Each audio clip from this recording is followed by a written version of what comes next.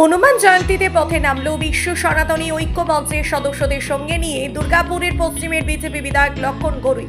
দুর্গাপুরের সিটি সেন্টারে বহু বেসরকারি বাসে গেরুয়া পতাকা বাঁধতে দেখা যায় তাদের। কলকাতার একটি বাস থেকে গেরুয়া পতাকা খুলতে বাধ্য করা হয়েছে। সম্প্রতি এক্স হ্যান্ডেলে এমনই পোস্ট করে সোচ্চার হয়েছিলেন বিজেপির আইটি সেলের প্রধান অমিত মালব্য।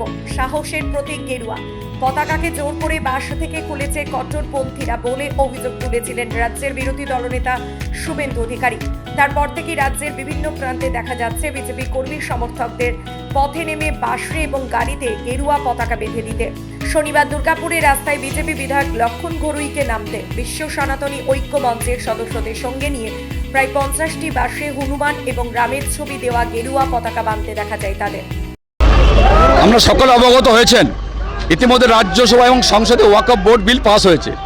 আর তার প্রতিবাদে আমাদের কলকাতায় আমাদের সিদ্দিকুল্লাহ চৌধুরীর নেতৃত্বে কলকাতাতে তারা জমায়েত করেছিলেন।